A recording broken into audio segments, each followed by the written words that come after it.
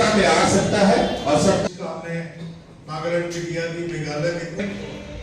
मार्गदर्शन करेंगे।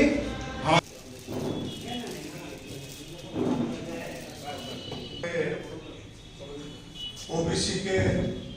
आप त्रिपुरा में आए हैं, अभी इलेक्शन का माहौल है, आपको क्या लगता है कांग्रेस इस बार सत्ता में आएगा? देखिए, ऐसा है कि कांग्रेस पार्टी का इस बार गठबंधन सीपीआईएम से हुआ है और 93 से कांग्रेस पार्टी जो है पावर से बाहर रही है और इस बार जो है सांप्रदायिक ताकतों को हराने के लिए जिन लोगों ने पिछले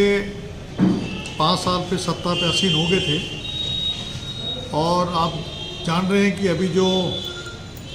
केंद्रीय बजट जो पास हुआ उसमें ख़ास तौर पे शिक्षा पे, कृषि पे और चिकित्सा के ऊपर कोई भी जो पैसा है वो कम किया गया है। आम जनता के ऊपर जो है, जो आपका मनरेगा है उसमें 70,000 करोड़ रुपया कम किया है। तो ये जो बजट पेश किया गया केंद्र सरकार द्वारा, ये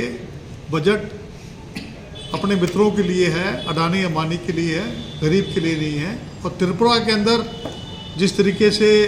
लॉ एंड ऑर्डर का यहाँ पर स्थिति खराब है, विकास नहीं हुआ, भ्रष्टाचार है और जो इनके पहले विपुल देव जो पहले मुख्यमंत्री थे उनको इस साल ही बदल दिया गया, तो ये दर्शाता है कि विकास की गति में त्रिपुरा जो है पीछे छूट रहा है। और अभी मानिक शाह जी उनको बनाया है और असम के जो मुख्यमंत्री हैं सरना जी, जो वायदे किए थे कि हम यहाँ पर मेडिकल कॉलेज बनाएंगे, यहाँ पर हम लोग जो है चिकित्सा के क्षेत्र में, शिक्षा के क्षेत्र में, विकास के क्षेत्र में जो काम कराएंगे वो नहीं करा पाए हैं। तो इस बार हमें पूर्ण उम्मीद है कि हमारा जो ओबीसी डिपार्टमेंट है उसके हमारे चेयरमैन हैं नरेंद्र घोष जी और बोरा साहब, ये और इनकी जो टीम है, जो हमारे सामने हमारे डिस्ट्रिक्ट के प्रेसिडेंट है, ब्लॉक के प्रेसिडेंट हैं, जो असम में 24% है। मैं समझता हूँ कि इस बार ओबीसी का अध्यक्ष भी ओबीसी का है, तो ओबीसी का जो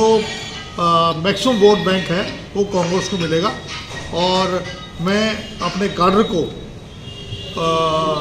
अवेकन करने के लिए ख़ास तौर पे जातीय जनगणना हम चाहते हैं होनी चाहिए, ओबीसी का डिपार्टमेंट होना चाहिए, इन सब मुद्दों को लेकर बातचीत करूँगा।